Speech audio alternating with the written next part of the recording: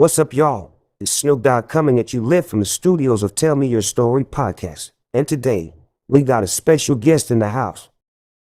None other than Nick Lawton, a regional producer at Great Television. Nick's got some amazing stories and experiences to share with us, and I can't wait to hear them all.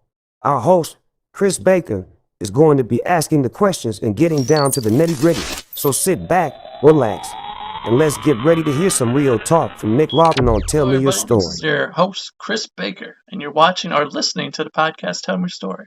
Thank you also, Snoop Dogg, for the intro. Today, we got Nick Lawton. Many of you guys probably know him from Gray Television. He's been a reporter for them for 3 years, right?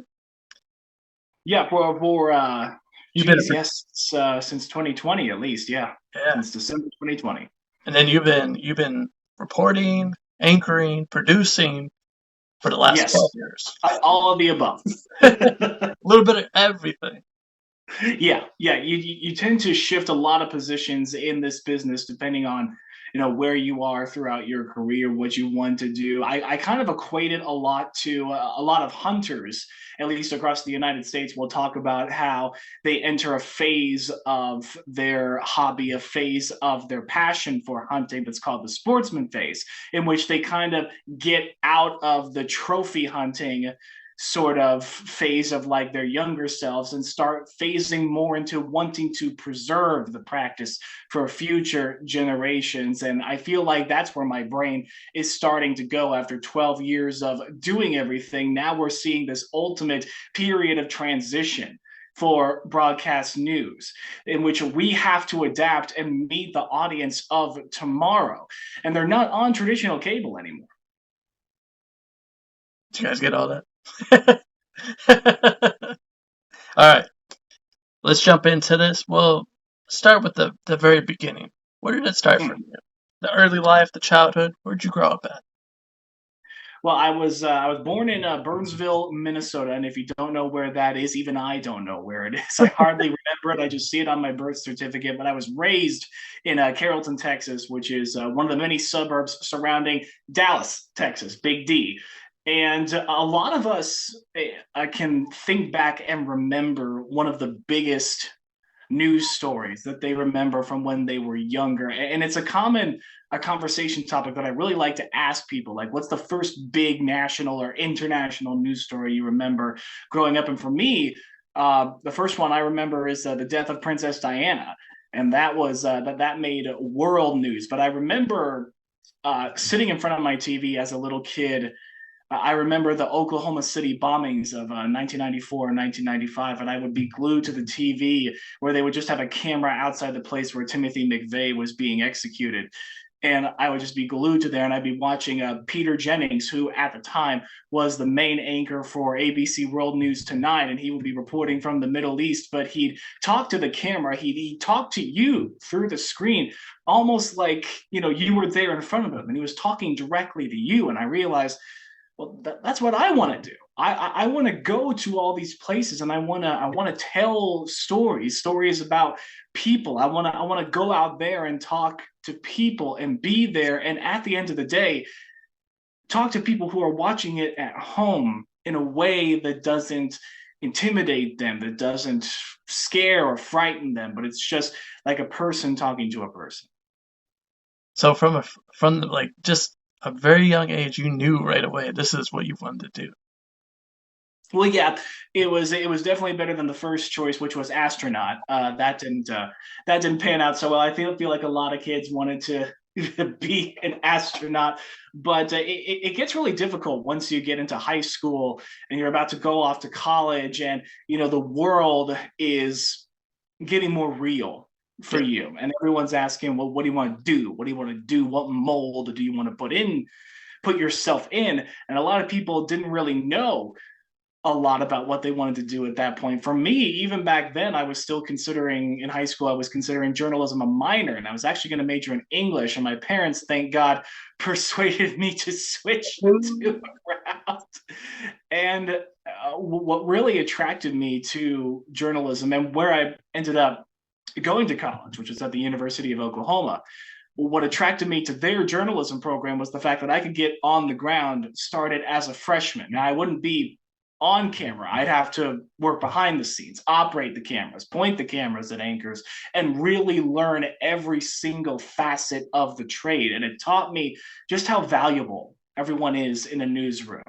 The people on camera aren't the most valuable people in the newsroom. It takes an entire village to make a newscast happen.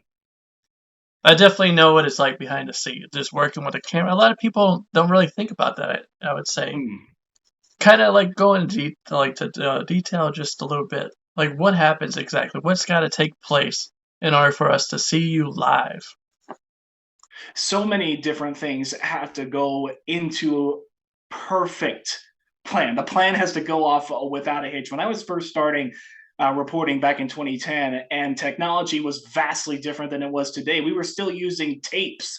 They used actual film, and we had to go out there. We had to do it. I worked with a photographer at the time who was in charge of all the camera work. I was in charge of asking the questions, gathering people for interviews, figuring out every aspect of the story. So we would tape all of that, and then we'd run back to the station. We'd put the tape in the tape player, and it had to play in real time. So everything we recorded, it had to play that in real time so it could be ingested into the system. Then I would have to go into the specific software that we used to write the story. And I'd go in there and I'd have to pick out the sound bites that I would use and throw it all into a cohesive script. Then I'd have to have that script approved by a managing editor. Then and only then could I go into a sound booth and then record my narration. And then my photographer and I could go in and edit the whole thing together, export it until it becomes digital into our system, which then our master control, the directors and the operators and even the teleprompter operators over there and the sound technicians, they are the ones that actually push the buttons that punch that new electronic file up for you to see and make sure all the audio levels are okay, that the teleprompter is running for the anchors to read. And the directors and the producers actually build the entire newscast brick by brick, saying this goes here, this goes here, this is the shot we're going to use, the reporter is going to be standing over here when they're presenting their story. All of those people have to come together to make a half-hour newscast work. And you said a half hour. Think about that for a minute. A half hour. And you have to do all that. Now, would you say, like, now with the newer technology, has it made it a lot easier for you guys? Yes, ever since tapes went up to SD cards, and all we had to do was just, what anyone did with SD cards, you just stick it in, you pull the files off, you can put them directly in the system. Technology got bigger and smaller. We didn't need live trucks anymore with those big satellite dishes. All of a sudden, we just needed these little backpacks that could give us a live signal, and we would just be able to do that. And then I shifted from reporter to what's called a multimedia journalist, an MMJ, who will do everything. They will be the photographer, their own photographer. They will shoot, they'll write, they'll edit, they'll do everything themselves. I would be reporting from the Louisiana State Capitol with 3 different bags on me, one for the camera, one for the laptop that I do the editing on, one for my tripod, one for everything, the backpack that would give me the live signal. And I remember just bustling through these doors with all this equipment just weighing me down like a pack mule. And some senators would be walking by me and see everything I'm carrying, and I heard one of them say, "Well, there goes a real reporter right there." That's the real deal right there. Yeah. So let's kind of step back just a little bit. Yeah. When did you know for sure? When did it really take place for you in your career that you knew this is what your calling was?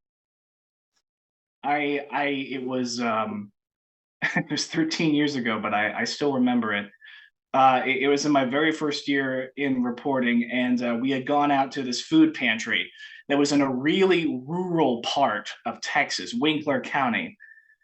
And they had just a few cans left on their shelves, so basically no donations. And it was coming up right into Thanksgiving, in which they usually try to give out turkeys to people who would have no food on Thanksgiving. They had nothing. Absolutely nothing. And I went out there to capture on film just the empty shelves and just the feeling of despair of not being able to provide that help for the community. And what we did there, we got everything, the story ran, and then the next day, I found out that dozens of turkeys had been donated after seeing the story. And I cried. I sat there and cried, knowing that something I had done made a difference. And I still get, so it wells up every now and then, because making that difference and bringing that help with what you do is what we're all searching for at the end of the day. It's meaning, it's helping people. And honestly, it shows that just how much good there still is in the world. And a lot of times, sometimes it just needs to be pointed in the right direction. Yes. And like what better way to put it is it only took that one person. You made the difference. You could have went on with your business. You could have kept going and doing what you had to do for that day. But you saw something that touched you deep down inside. It's really difficult, because as journalists, we talk to people very often on one of the worst days of their lives. Their house burned down. They just found out that their young adult child was killed in a shooting.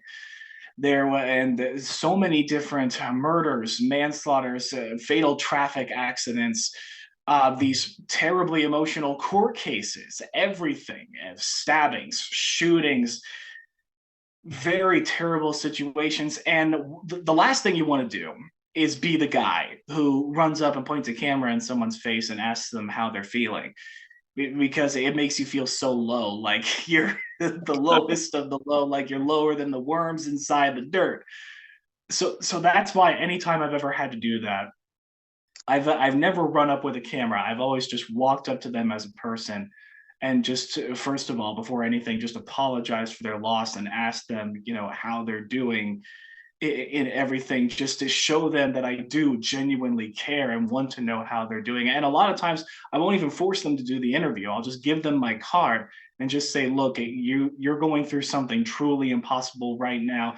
If you ever want to tell your loved one's story, this is my contact information.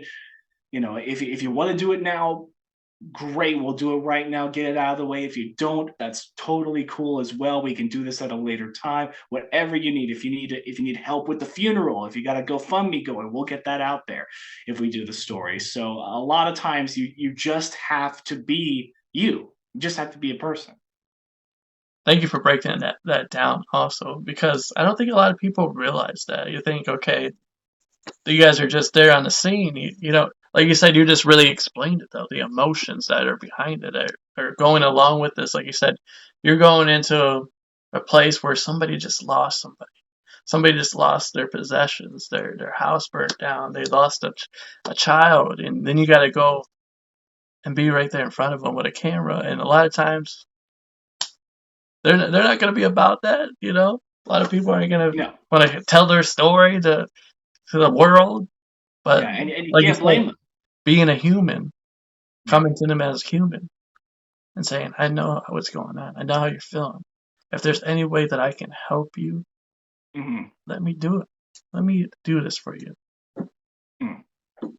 Absolutely. And oftentimes it's very lost, because we're kind of approaching a crossroads in this industry where the soul of it is very much up for grabs. It's under the microscope, and it needs to go back to the way it was, in which it's just community coverage. It doesn't care about clicks, or it doesn't care about ratings or things like that. But a lot of it comes down to funding. It comes with money, and newspapers found that out the hard way a long time ago. And that you can make the argument that if you're not one of the big ones like the Washington Post or the New York Times, or that you're still struggling to get out of it to this day.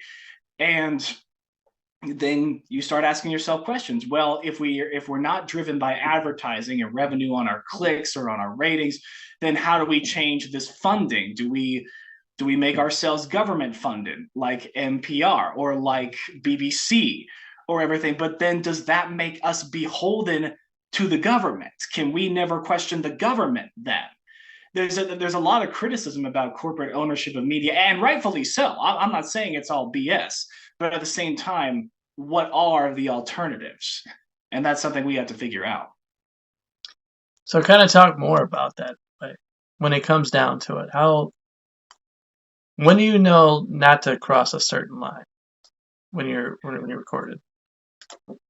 A lot of times with my degree in journalism and mass communication, now I'm not saying only people with a degree can do this job. Quite the contrary. I've seen a lot of people who didn't have a journalism degree do great work in journalism, but there is a certain code of ethics that is imbued within you when you have that degree. Now, you can still have that code of ethics, degree or not. I'm just referencing my own degree and what was taught into me. So I defer to that code of ethics, but also I defer to the code of ethics of just being a human being and understanding that I do have to do this job. At the end of the day, I'm very passionate about this job. I want to do it.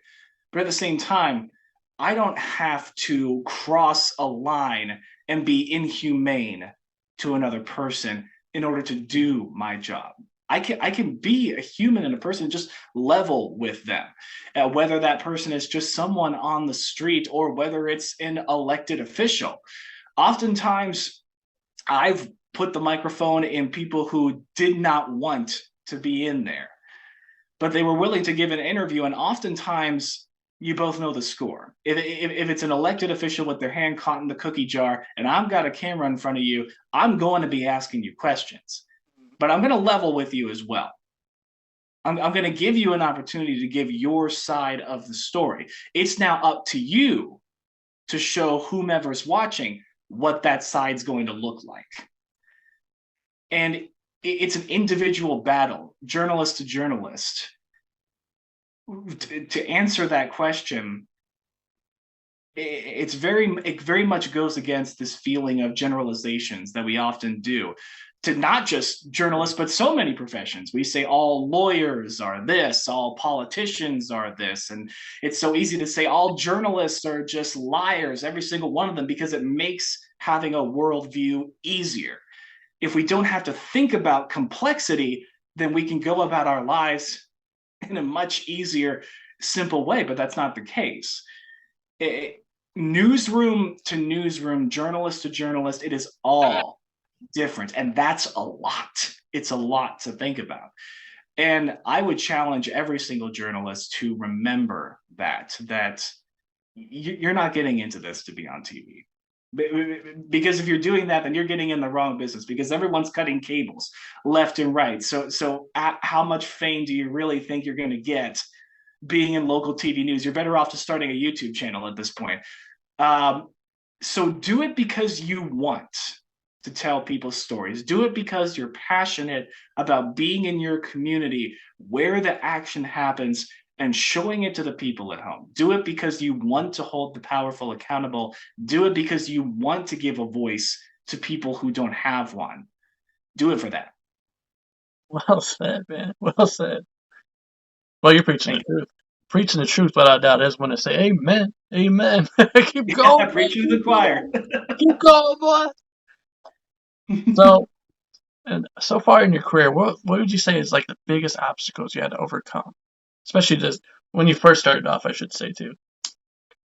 When I was first starting off, the biggest obstacles I had to face was learning how to craft my sources, learning how to gather all of them, and truly thinking like a journalist about what makes a story.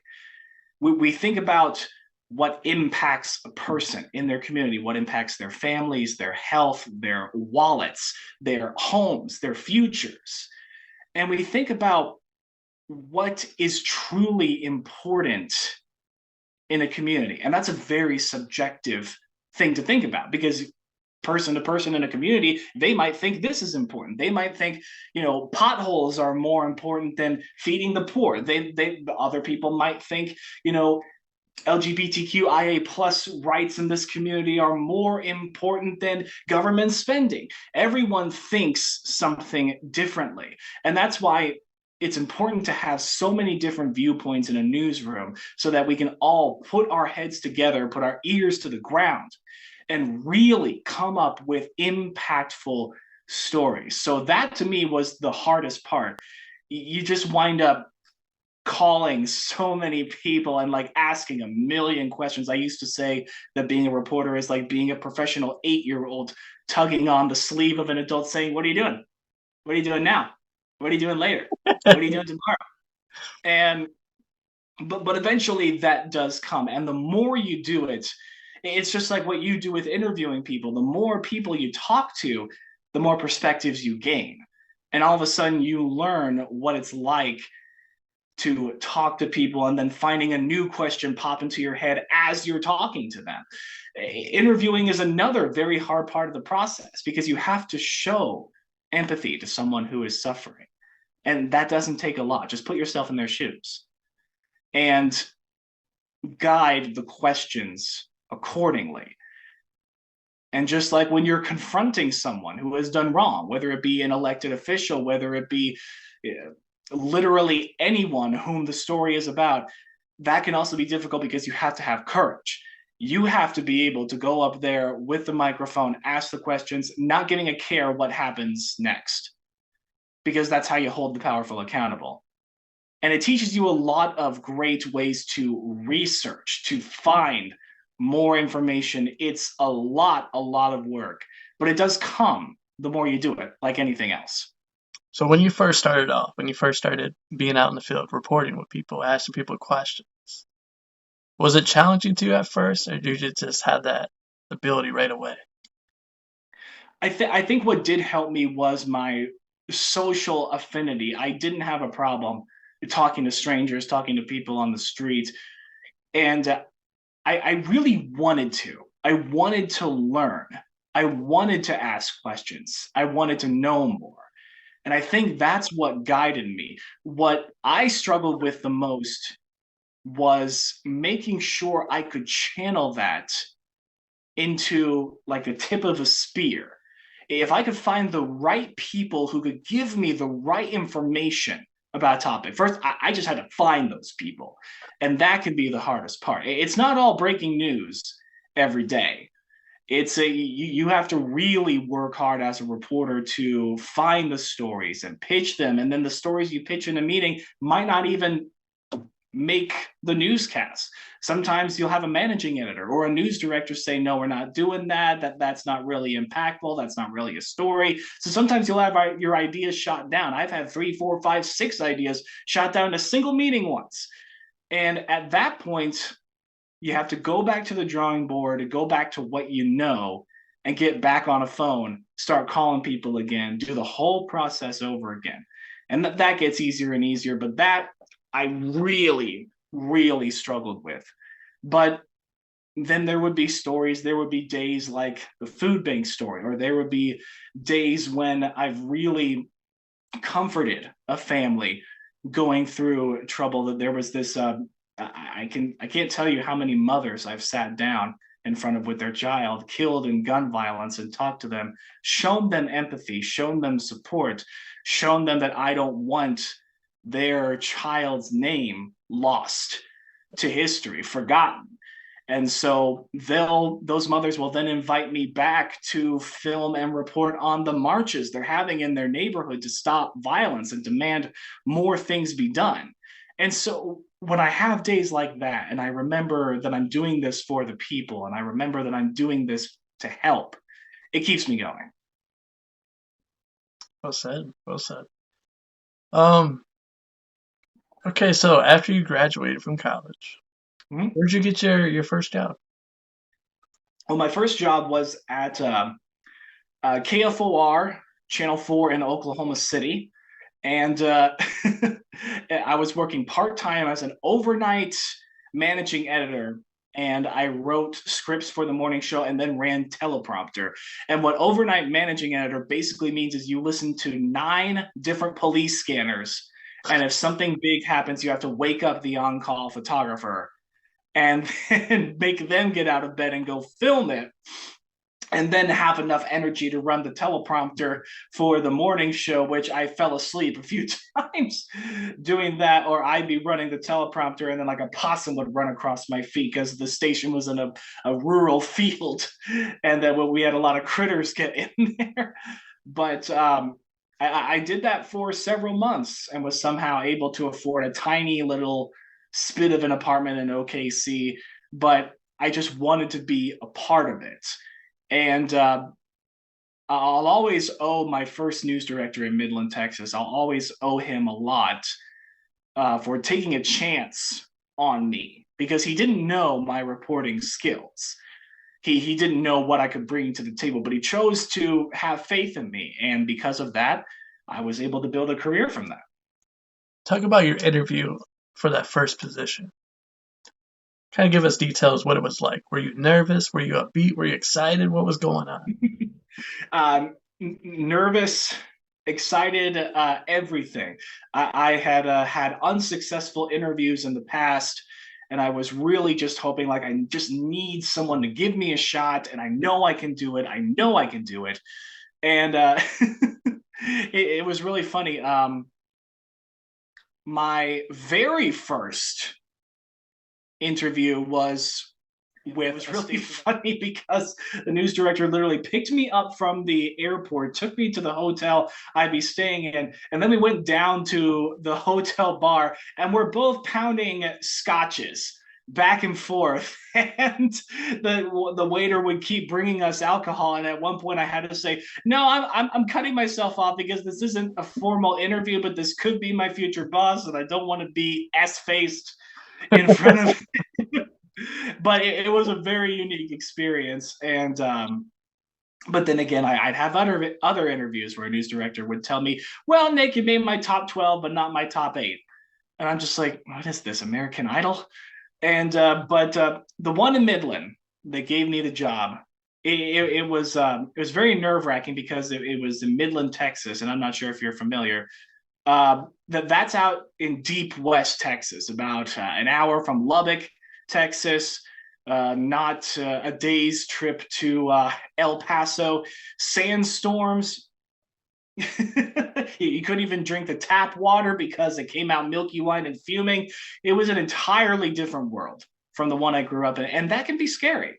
It can be scary for anyone when they first leave home and start stretching their wings and figuring out, okay, I've got to find a way to make money and sustain myself. I've got to build this life, and I've got to do it in this place that might as well be on another planet from anything I've grown up in.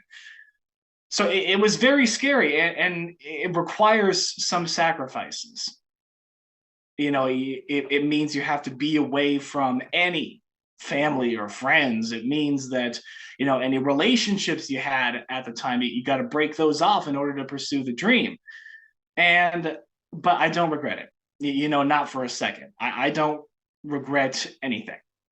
Kind of, let's dig into that a little bit, because I feel like, you know, somebody's listening right now or watching who was a, you know, up and coming reporter, and he's kind of dealing, or she's dealing with, she's been rejected a few times. She hasn't got the position she wanted, and he's starting to learn that in order to be in this business, you have to be willing to take the risk. You got to let go of some stuff, cut the strings, so you can get this opportunity to live out this dream. Kind of, let's dig a little bit deeper into it. Talk about that a little bit. What goes on behind the scenes?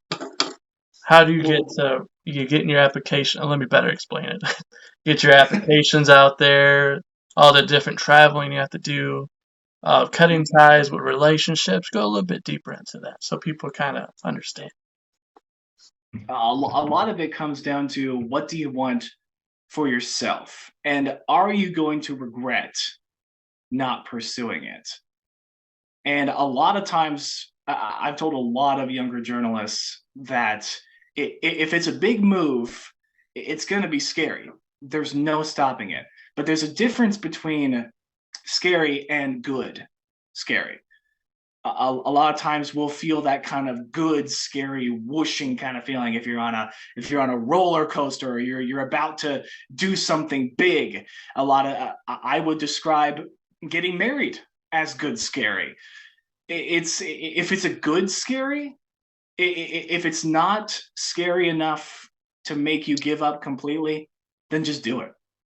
Then just do it. And I'm going to tell you right now, it won't always work out. It won't. I've done that, and I've lost the job. It didn't work out for me. But when I look back on that time, I don't regret it for a single second, because even if it didn't work out, that means I at least went out there and did it. And a lot of people, when we die, we don't want to be alone, and we also don't want to die with regrets. And there's so many different ideas that all of us get every single day. I could do this, I could make this, I could do this and then post it, and maybe I'll go viral, maybe I can do this.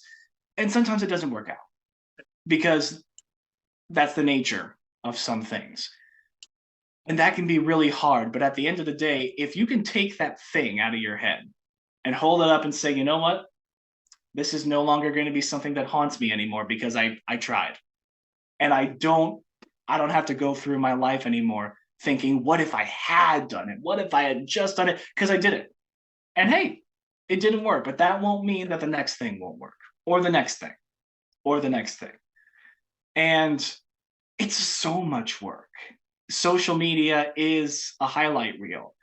Nobody wants to put out that they're struggling. Well, some people are brave enough to put out there that they're struggling, and I envy their inner strength. I truly do. I hold them in very high regard.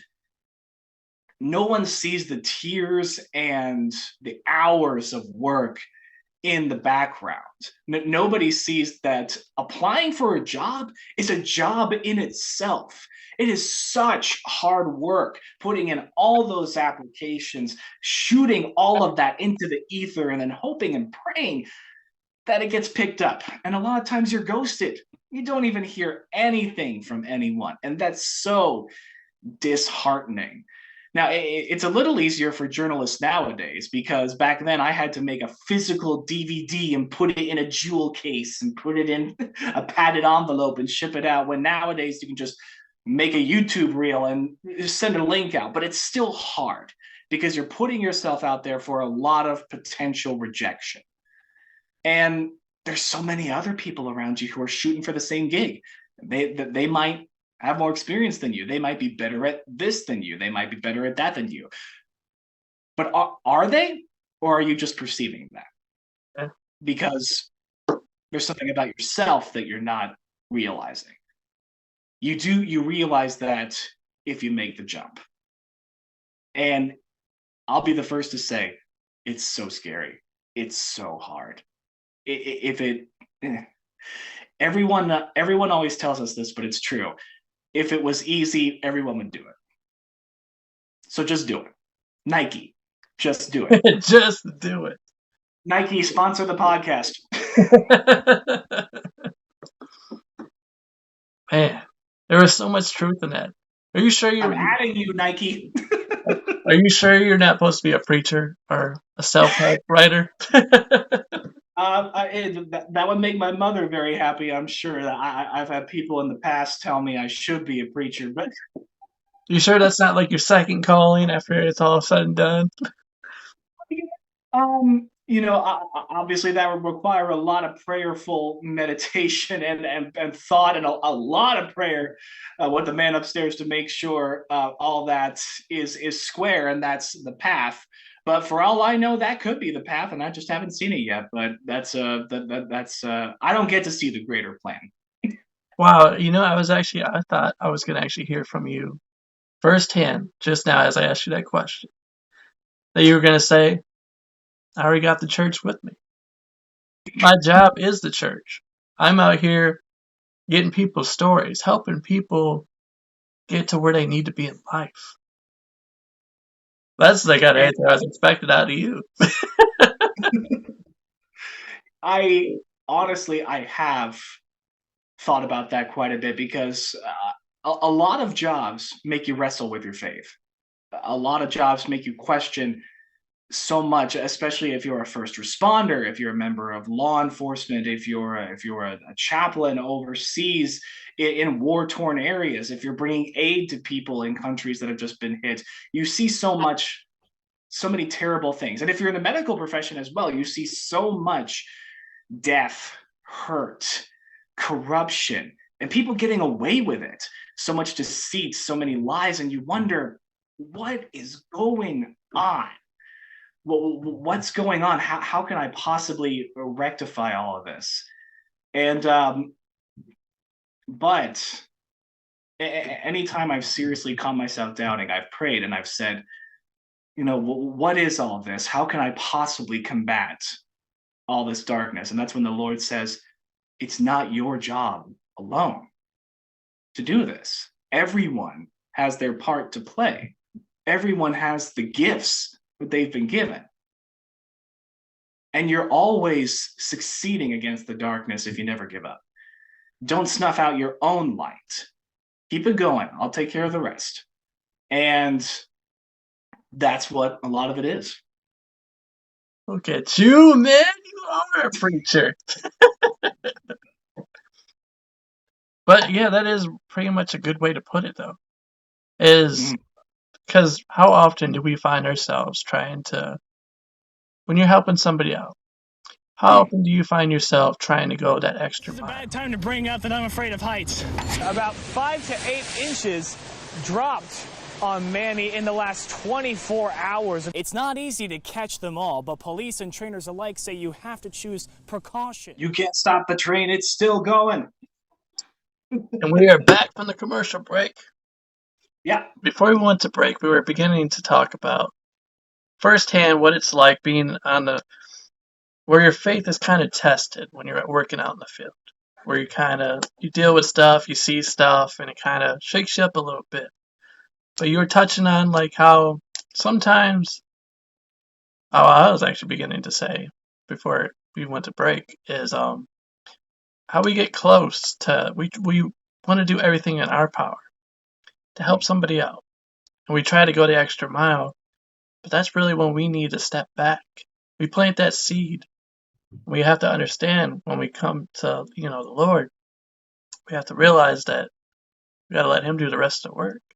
We start it, and then He does the rest. Somebody else will come along and keep watering that seed that we planted. Sometimes I think people don't understand that. Then you get all stressed out because you're trying to do a little too much. Exactly, especially if you're at a place in your heart where you feel like your best isn't enough, that you could do something great, but it's not enough because you see on social media every day all the hurt and all the corruption everywhere. And it just seems insurmountable, impossible to defeat with anything that you can have. And as a journalist, it's very difficult because when I'm reporting, I must stick to my code of objectivity. I must remain objective. When I'm typing my story together, when I'm approaching it, I have no political affiliation. I have no opinions of my own about the story. That there's just the facts that I have gathered, and that is all I will present. So my objectivity and my faith, it could be seen as they're at odds because my faith doesn't come across in my reporting, but my faith has inspired my ethics when I approach a story. My faith in Christ and in the Lord has inspired me to be more ethical, to really show as much kindness as I possibly can in every story that I do. And I do blame social media for quite a bit because it can be both a great unifier and a great tool for awesome change, but it can also be just a terrible thing for our own hearts and minds. We start to think that we're not good enough. We start to think that there's nothing we can do that can help. But it doesn't have to be something specialized. It doesn't have to be a degree. It doesn't have to be a certification. It doesn't have to be a certain amount of experience. You know, the darkness is all around us at all times. It hurts the people we love, it hurts us. So anything you can do to bring that light, literally anything, even the simplest things, it does help. Even if it's not seen by the world, even if it's not seen by the millions of views or everything, but Christ taught to pray in private. And when Christ witnessed a poor woman putting the only money she had into the church offering, when all these other rich men were making such a big show of the mountains of gold that they could throw in there, and Christ told his followers, that old woman just gave more than all of those other rich men.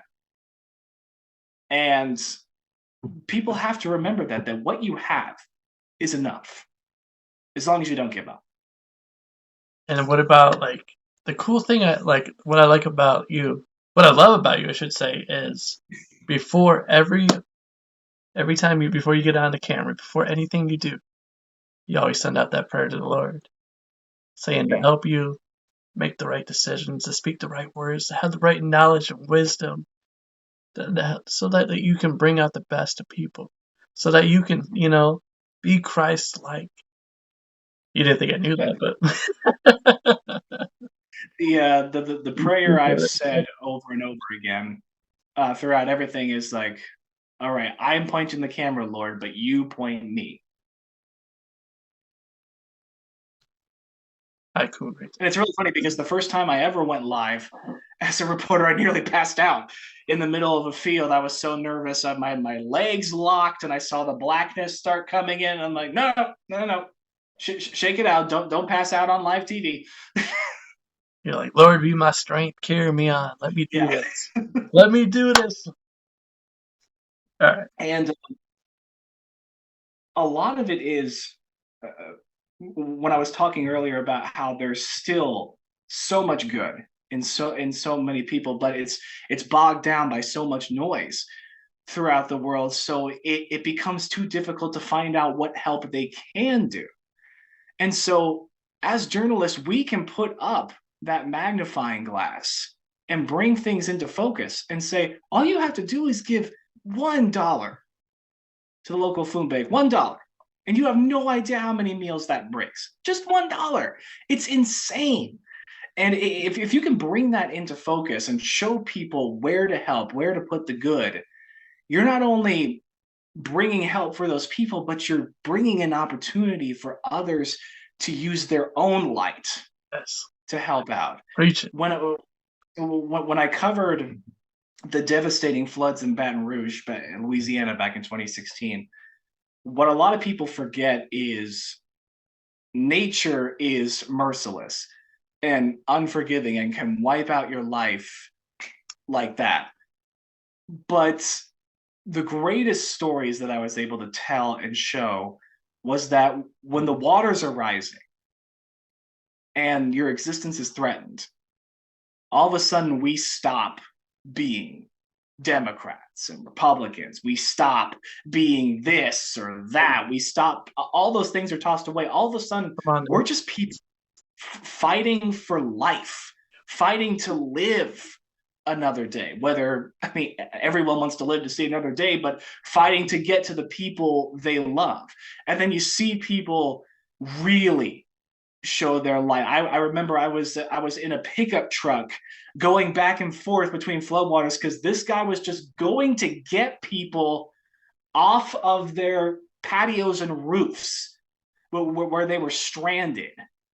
And it's an entirely different experience when you've got waters up to your waist, and I jumped down into the waters not knowing what I was even going to step on, but I wanted to get out there and show the firefighters who are out there with their boats to get people away, to show volunteers like this just stepping up just to help.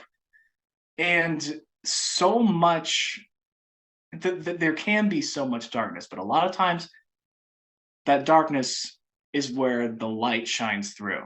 Yes. Sometimes the light sparks anew.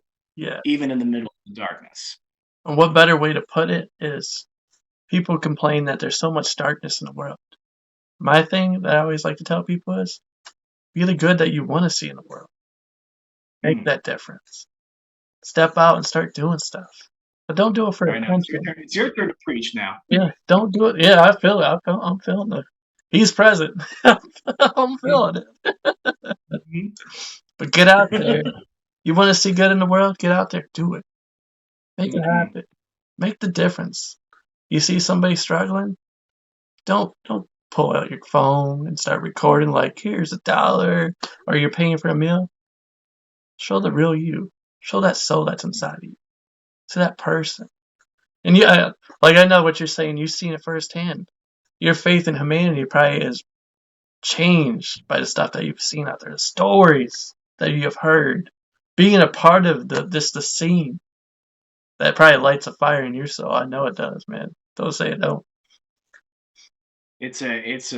Those are the people I remember more than any of the corrupt politicians, more than any of the murderers and criminals. I remember the people who helped. I remember the retired fire chief in those Baton Rouge floods, just literally pulling up somewhere, pulling down his truck bed.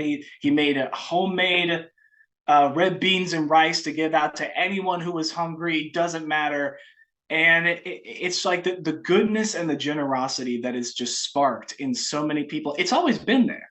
And people need to remember that. So sometimes, when the temptation to pull out your phone is there to show yourself doing something good, but at the end of the day, who's the person you're with? Always. That's yourself. Would you feel more at peace with yourself if you just did it for the sake of doing it? Why don't you do it to show yourself instead of anyone on social media?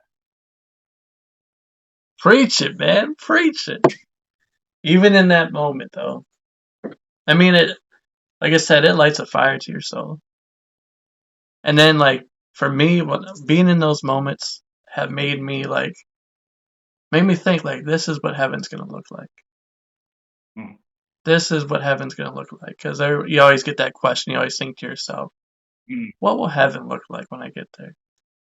And when you're in those moments, when you're seeing like firsthand people just stepping up to the plate, going above and beyond, more than you would ever see in your life most of the time, and just seeing it firsthand, just really makes you think like, wow, this is probably what heaven's going to be like. Now, if everybody would do this in the world, just imagine.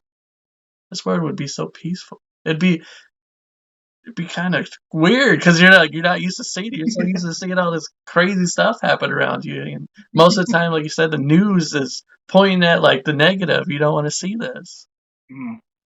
But I'm glad that you're covering this topic right now to let people know, like, yeah, dude, we get positive stuff on the news. It ain't all bad stuff. We're restoring humanity. We're making it happen out here. A lot of it comes down to, and I'm sure you can attest to this as well. A lot of times, the more people you talk to, the quieter you get. Because you've learned all their perspectives. You've learned how they see the world. And all of a sudden, their perspective shifts into yours as well. You become wiser. And in so doing, you become quieter. And you become more curious. I just got done watching Ted Lasso for the first time. So that line where he says, be curious and not judgmental. And that is what I think should be the essence of journalism at this point. But a lot of people, it depends on what you consume. I would say one of the biggest issues with a lot of Americans especially is media literacy. And what I mean by that is understanding how all of this works. And it's difficult to do that when you're not part of the process. All you see is the finished result. And the consumption of what you choose to consume or whatever's put in front of you by whatever algorithm on whatever social media app. Those rolling shootouts finally came to a rest. We're going to show you right there that white car Right there is where what the shooting suspects were driving. President-elect Donald Trump flying into Baton Rouge was still just a rumor as recently as Wednesday, but now it's reality. Plastics, aluminum, paper, and All right, welcome back from the commercial break. A lot of times it's a lot of work for people to figure out how best to consume news in a way that helps them and doesn't completely rob them of their mental health at the end of the day. And there's so many different sources of it, but a lot of it is, are you paying attention to a source of news because it fits your ideology, or because it's the actual truth?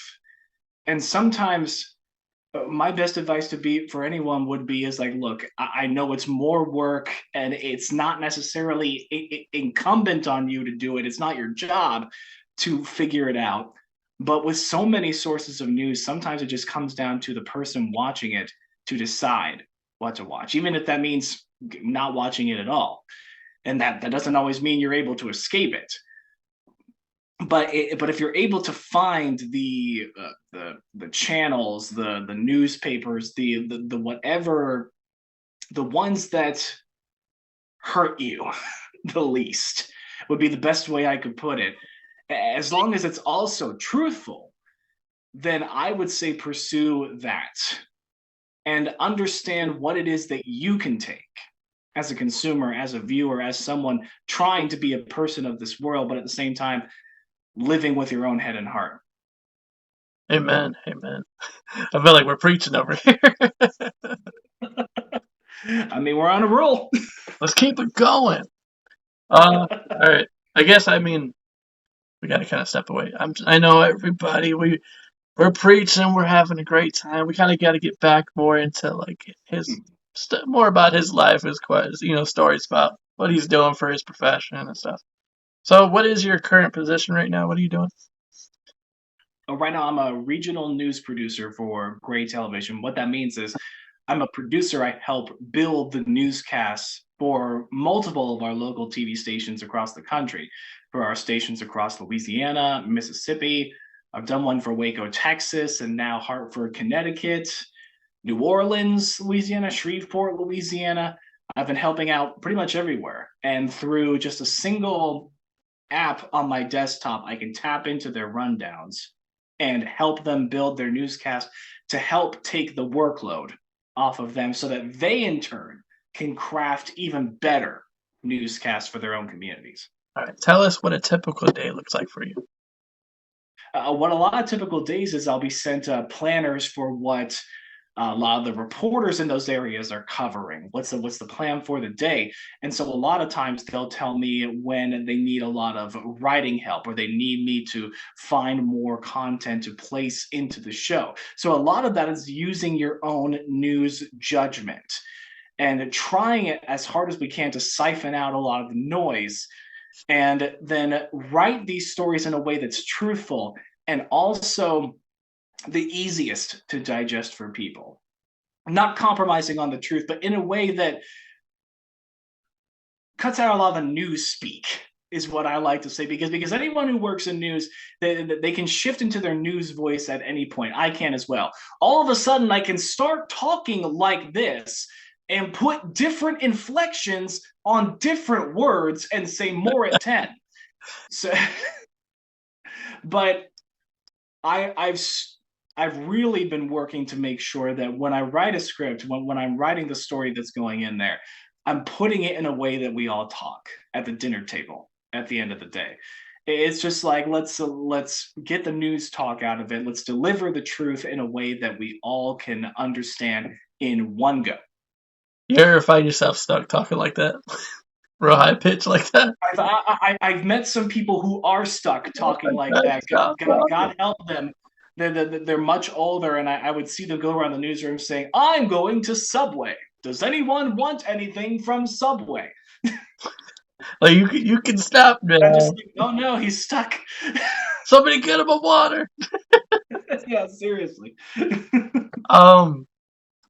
Share with me a particular challenge that you have come in being a producer. is working against the clock, because as we're all pursuing what's going to take broadcast TV news into the next generation, we have to, what a lot of us in the business call, we have to feed the beast every day, because we've got newscasts at 4 o'clock, 5 o'clock, 6 o'clock, 10 o'clock. We've got to put all these shows together. And we're working against the clock to make sure everything gets put into the rundown, into the show on time, and everything is truthful. We've got all of our I's dotted, T's crossed. All the reporters were able to make their deadlines, and the show has to be timed as well, because we're dealing with syndicated content from the national networks, and we have very little contact with the national networks in their home offices in the big cities, but we have to defer to their programming. So sometimes a show can bust, and what that means is we went over time. So these shows are very carefully timed. So how do you guys do that though? I was always thinking that too. Like, you got to be on it. You got to make sure, like, okay, we can't, especially when you have a guest or somebody you're interviewing, and he just goes on and on and on.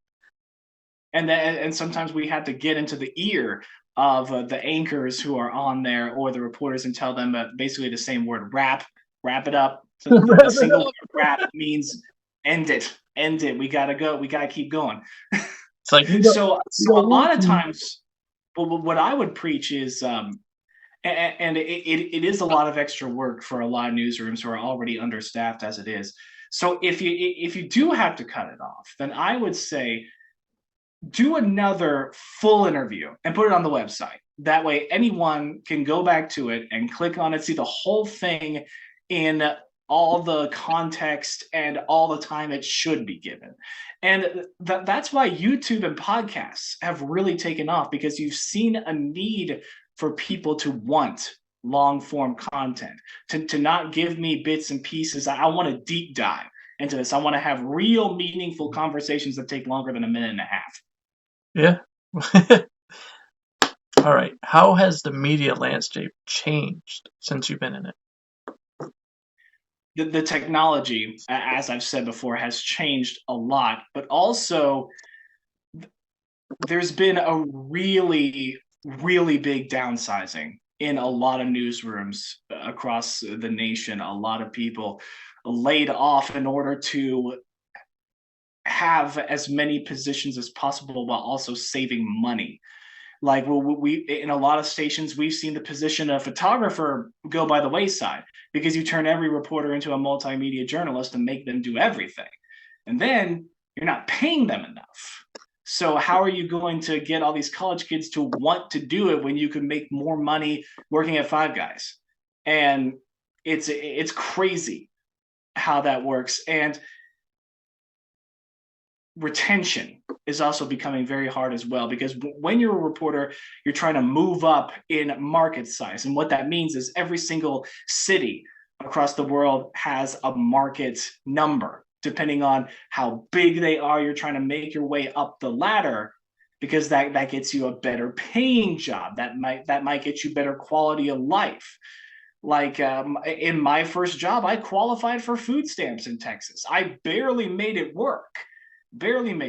And that's a struggle that a lot of journalists are facing, especially when they're younger and can't make their rent or can't do this and that, because nothing's getting cheaper.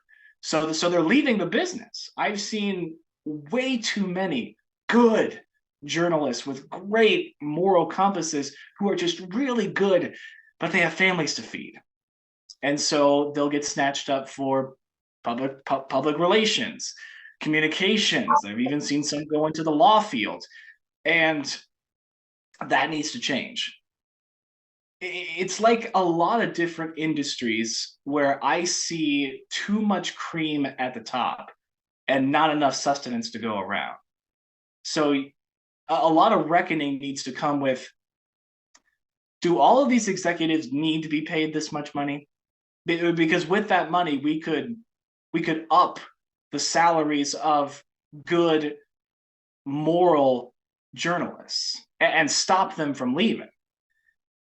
But I'm not in a position to make those decisions. So now you know what you have to do once you get in that position. if I ever do get in that, yes, big changes would be made. I could see it. Yeah, definitely. I could definitely see it. Just by your spirit, man. And the way you bring it out there every time. I try. You'll be preaching on the dudes. Okay. Talk about the importance of just getting the community involved.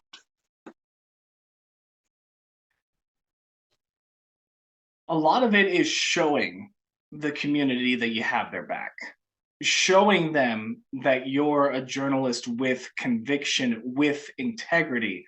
And it comes down to every single story you do. But you're never going to please everyone. That's impossible. That's a pipe dream that if you chase that, you're going to die with regrets, unfortunately, because you can't please everyone. Someone will always say that you're biased because you did this, or you're biased because you did that, or you didn't get enough of both sides. You needed to do this and that. And a lot of the criticism is undeserved, but some of it is deserved. And it's up to you as the journalist to take that criticism, pay attention to what the community is telling you, and grow and learn. Always be learning, always be growing. Never for a second think you're done. Think you can't get any better. You can always get better and always learn more. And the more you apply that to yourself and the more stories you do that reflect that, then you'll get the community involved. You'll get community members who actually want to reach out to you with files that they have. I've literally had that deep throat Watergate meeting where I've met with people under a street lamp at 10 o'clock at night and they passed a manila envelope to me and I turned that into a series of investigations. But people have to trust you. If you want to get the community involved, show the community that you're worth that trust. I was just thinking about the deep throat.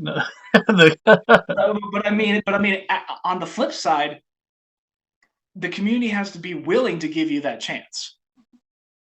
You can't close your heart off to everything and expect things to change. Now, how would you say, how does gray television reach, build that relationship with its viewers? I really enjoy working for Gray Television because there's been a lot of innovation that have come through the company that really show me that they're willing to take broadcast TV news into the future. Because before I was a regional news producer, I worked on a great project called Local News Live, which was essentially the CNN of local news. We were a stream that was carried on every single Gray Television's website, and it was all local news and also some of the biggest national stories at the time if we got a feed. But we were bouncing from all of our local stations. We had access to all their feeds, so we just say, okay, we're taking you to Kansas City, we're taking you to Waco, we're taking you to Portland, we're taking you to all these places depending on what's happening in the moment. And we worked with all those journalists, and all these journalists are now putting their reports on YouTube. They're streaming on Facebook. We are now finding ways to get to people and emphasize local news, punch local news into the eyeballs of as many people as possible, and show them that, yes, we are here in these communities and we're showing you what all these journalists are doing. And I'm really proud. Now, would you say technology is having a big effect on you guys? Is it helping for the people? Yes. Technology has done a great thing in leveling the playing field for everyone. Now everyone has a camera on their phone. Everyone can call out corruption that they perceive when they see it. What that means for us is we have to redouble our game and show why they should be watching our coverage of something, why they should trust us over some random Facebook video or YouTube video. And that's going to be a big challenge, especially when you see all these deep fakes that are coming out on TikTok and everywhere else. And I wish I had an answer, but it's something I do think about every day. Then it kind of goes into my next question. How do you see technology affecting the future of local news reporting? I see it as an essential double-edged sword. We need technology to get to the people, but at the same time, technology is also in our way. A lot of it comes down to people. What are they willing to trust? And why did we get to the point that they're willing to trust any random posting on social media over us? And some of that's well deserved. We've had to face a big reckoning, especially with our ethics. But then why are so many people continuing to punish us by not giving us their trust? Even if there are good journalists out there who are trying to do it, why can't they be given a chance? Is it because social media is easier? Because it's already there. All we have to do is scroll and we can get everything. That might be part of it. Technology will help us continue to stay with people, but we have to find ways of fighting doctored videos, fighting all these allegations that we're the ones doctoring it. All we can do is be the example, show that you're worthy of trust, and that comes down to person, and that's a very tall task. All right. As we begin to wrap this thing up, talk about the exciting news, the projects that are coming on at Gray Television that's in the work right now. Yeah, I'm really excited about this ability to join my team of regional producers all across America, that we can come together and help out and take some of that load off of the producers who are already in their communities doing those local newscasts. Because if we can help take the load off them and give them the more time that they need, because they're the ones with the boots on the ground in the communities, that they can really craft even more into their shows, we can make better quality news for the communities that are watching it. And maybe that might now give us the opportunity to show that we are worthy of trust. We will do everything we can to earn that trust. And hopefully we'll hire the right people all across the country to continue building that trust. But we're also going to compromise it as well. There's bad apples everywhere. But I'm really excited to see the innovations that are coming down. And I really hope they're put into the hands of the people who will do it in the right way, who will do it for the people. All right. Is there anything else that you would like to share that we haven't talked about yet? Well, I'd like to thank you, Chris, for inviting me on. I was honestly honored by your invitation. As you can tell by how I go on, I'm not often asked my opinions on a lot of things. So clearly there was a lot built up in there. But I appreciate you really taking the time to do what I've always wanted to do with journalism. I've been looking back on your past interviews, and you're really emphasizing what a lot of us are trying to emphasize as well, that everyone's got a story. It doesn't matter how important or unimportant that some people might think it. The point is that we're telling it. Life, our lives, they're made up of our memories, our emotions, our faith, our convictions, our choices, all of it. And so much of it gets lost in the noise. And so the work you're doing, the work that a lot of journalists are doing, it's so important. And I really hope people remember that everyone's got a story, including yourself. Your story matters. Even when you think it doesn't, it does. And if we can tell all those stories and make sure that none of them are forgotten, then we can learn from them. We can learn from all of these stories and become the best versions of ourselves because we've talked to each other. And that's, to me, that's just so important. Thank you for recognizing that also. Thank you. I appreciate that. Yeah, no problem. But, people that are watching and listening right now, exactly what he said. That's what this is all about. This is a platform for you to use your voice, to tell your story from, where it started, where you grew up at, your roots, man, where you began, your high school experience, your college experience. What helped you get to your profession? What made you who was the one helping you, guiding you, that made you decide like this is what I want to do for a career? And the best part about it is when you hear this podcast, you're hearing insights, perspectives.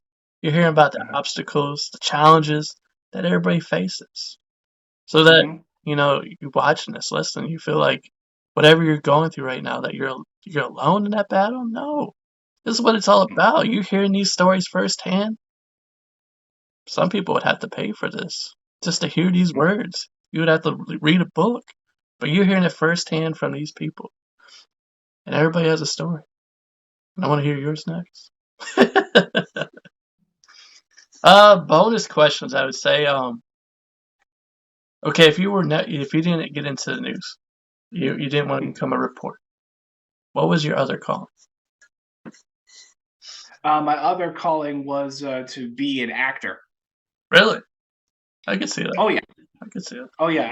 I loved it. My crowning achievement in high school was being the Tin Man in Wizard of Oz. It was great. Yeah, I could definitely. Really? Mhm. Really? Hmm. I'm picturing it. I'm seeing it in my head. Like, I could see it. I could see it. I could see it.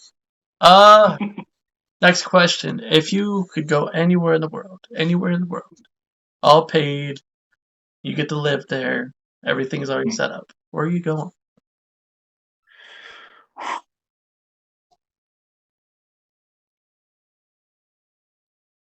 If I could go anywhere, I'm going to tell you right now. I'm going to say Cornwall in the United Kingdom. A lot of people point to London and everything, and London's an amazing city. But man, those English coastlines with just the vast ocean in front of you and the beautiful hiking out there, it's just it takes you back to your roots. That fresh air, that perspective that the ocean brings you. The tendency that it makes you feel small, but it also has so much promise. It's just like you can go out there, man. I would go there for sure. Everybody asks me the same question. Where would I go?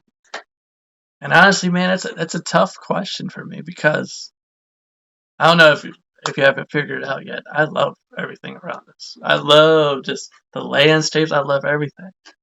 And if I had the opportunity to go anywhere in the world, I like to go everywhere, to be honest. Right, everywhere. I like to see it all, man.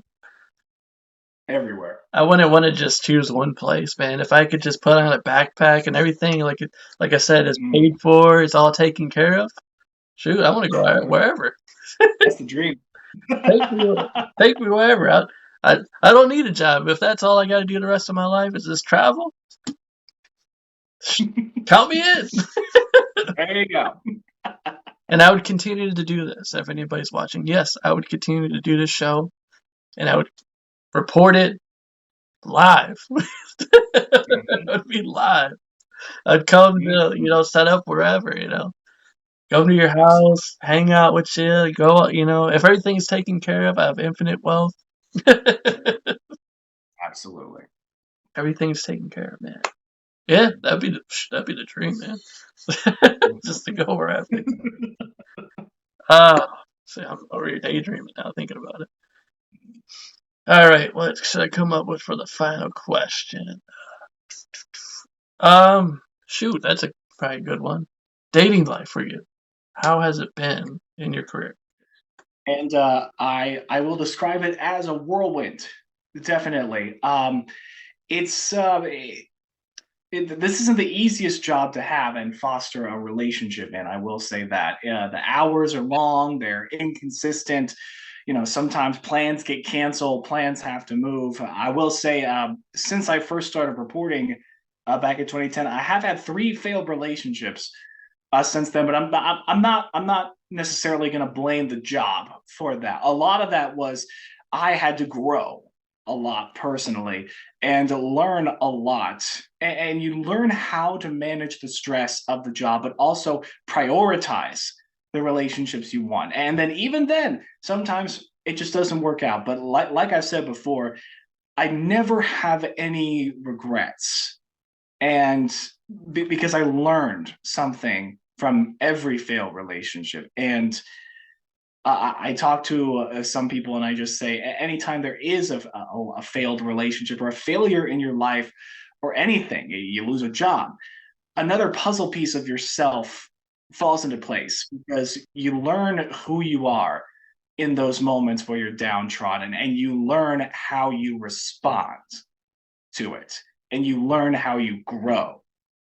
And as long as you're responding to it in a way that doesn't hurt anyone, and you're learning to grow and do right by those failed relationships in the past, then you're on a good path. So whoever's listening right now, watching, you're not alone, man. It's a challenge. Work is a challenge. You have to learn how to go with the swings, man. The punches. Yep. All right, I just want to say simply thank you once again for coming on and telling your story, man. Thank you, Chris, for the invitation. I appreciate it. It's truly an honor and a privilege just to hear everything. I feel like we covered just about everything, right? Did we miss? I think so, yeah. We heard your story. We had we were preaching on here for a little bit, and then we got back into learning more about the position you do and what you do for great television. Say anybody wants to get a hold of you some way, wants to connect to you, we're touched by your story, or just wants to learn more about you. How can I do that? Oh yeah, absolutely. My Twitter DMs are always open at Nick Lawton TV, and then also you can always reach out to me on LinkedIn. That's how Chris found me. And I'm always willing to answer any questions that anyone has about the business, or if you want to get started in it, or just even if you're at a crossroads in your career and you just need some helpful guidance, I'm here for it. Give us a random fact out of nowhere.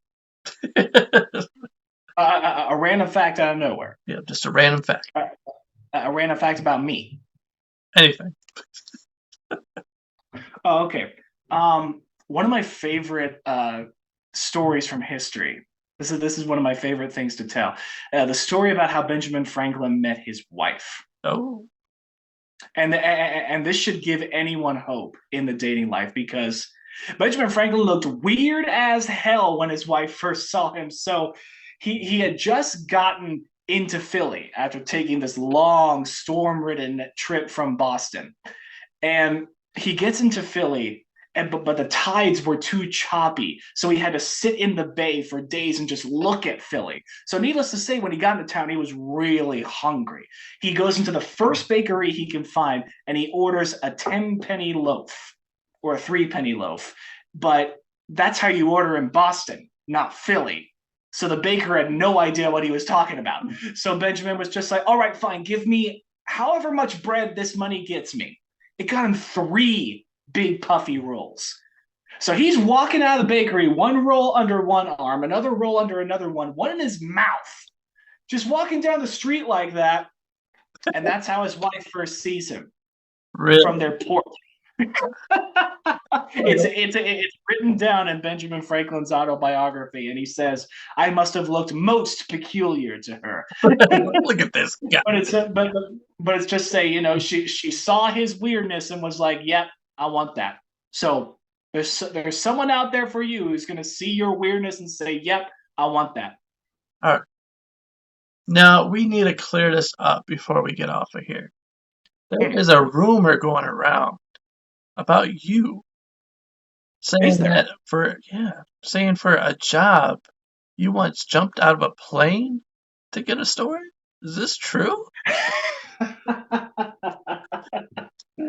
I've done a lot of weird things to get a story, and by that it was a World War II era replica plane at an air show, and so the reports are true. yes, that they're absolutely true. It wasn't like skydiving or anything. It wasn't even that far off the ground. But yes. My goodness, sir! What the? Well, I guess you got to do what you got to do. You got to do what you got to do. Sometimes it's messy. And, well, at least we cleared it up. Now everybody knows that this legit happened. It was a real thing. And no, he wasn't skydiving. He cleared that up too. He wasn't flying from the clouds. No. I'm not brave enough for that. Story. Exactly. All right. Everybody that's watching, listen right now. Thank you. Thank you. I know it's probably what we had about like over an hour. If you made it this far and you're still going, thank You're you. champions. Thank you. You are the real people. Also, like I said before, this is a platform for everyone to come on and share their story. It doesn't matter who you are, what you do. I want to hear your story from the beginning to the end. Because I know your story, believe it or not, you do have a story. It needs to be heard. It needs to be told. And you might think, nobody wants to hear my story. Don't give me that stuff. Somebody out here wants to hear your story. And the great thing about this that a lot of people don't think about is it's not just something that's going to get uploaded and be there and lost. No, this is for future generations as well. So people are going to come back, somebody, think about it like this. Somebody in your bloodline, your future kids, your future grandkids, they're going to come across this and they're going to be, they're going to want to know something about you. And you're going to be kind of glad that you came on here and told your story because future generations, somewhere in your bloodline, they're going to want to learn about you, your history. And what better way to do it than right here, to share it. And not only that, but also share your story that could very much help somebody with their story. With that, that's how I end it. This is Chris, your host. That's Nick. You'll probably see him again soon. Are you still reporting? Are you still doing it? Or are you more behind the scenes now? Yep, still going. Go check him out. He'll give you some good news. Where's your next story gonna be? Do you know yet? Currently still in the works. You'll be the first to know when it's ready. All right. Other than that, guys, thanks for watching. Thanks for listening. Peace out.